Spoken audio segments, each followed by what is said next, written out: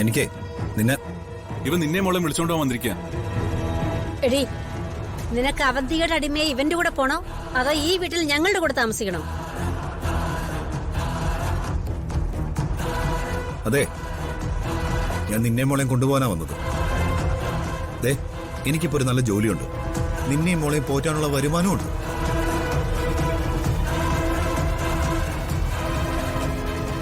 നീ പോയി വേഗം റെഡിയായി വാ. പോകുന്ന വഴിക്ക് സ്കൂളിൽ നിന്ന് മോളെയും കൂട്ടാം.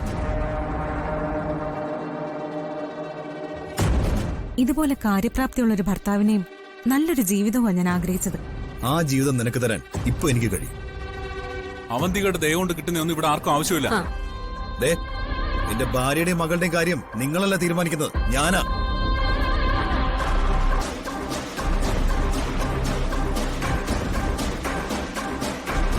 ഇന്നലെ മുഴുവൻ നിന്റെ ജീവിതം തകർന്നു പറഞ്ഞ് ഇവിടെ ഇരുന്ന് കരഞ്ഞോളാ നീ.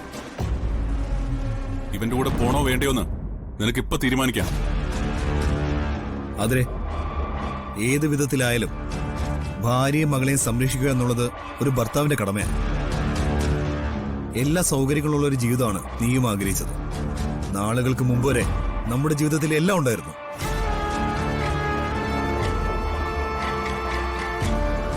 ദാ, വീണ്ടും ആ സൗകര്യങ്ങൾ നമ്മളിലേക്ക് തിരിച്ചു വന്നിരിക്കുക. അതിനെതിരെ നമ്മൾ മുഖം തിരിഞ്ഞ് നിൽക്കരുത്. നീ വരണം, നീ മോളുക എന്റെ സന്തോഷം. സന്ദീപേ, നിന്റെ അച്ഛന്റെ മരണത്തിന് കാരണക്കാരിയായി അവളുടെ അടുത്തേക്കാ നീ ഇവളെയും മോളെയും വിളിച്ചോണ്ട് പോകാൻ പോകുന്നത്. യാതൊരു ദയയില്ലാതെ നിങ്ങളെ എല്ലാവരും നെല്ലിശ്ശേരി വിട്ട് നിറക്കി വിട്ടവളാ അവന്തിക.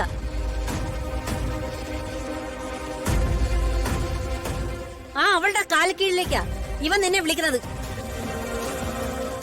ഡേ, നിനക്ക് പോണോ? ഇനി നീ പോണെന്ന് വിചാരിച്ചാലും ഞാൻ അതിന് സമ്മതിക്കത്തില്ല. എന്റെ ഭർത്താവല്ലേ അമ്മയെ വിളിക്കുന്നത്, അപ്പൊ ഞാൻ പോവാതിരിക്കുന്ന എങ്ങനെയാ?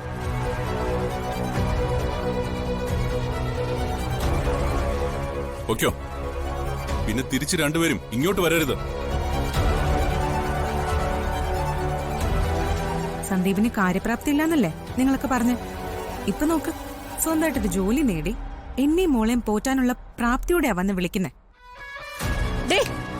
നീ പോവോടി. എന്റെ ജീവിതമാർഗമായ കടയും തകർത്ത് എന്നെ ജയിലിലാക്കി അവളുടെ അടുത്തേക്ക് നീ പോവോ? എടി, പോവോന്ന്. എന്റെ ഭർത്താവ് എന്നെ എങ്ങോട്ട് വിളിച്ചാലും ഞാൻ പോവും.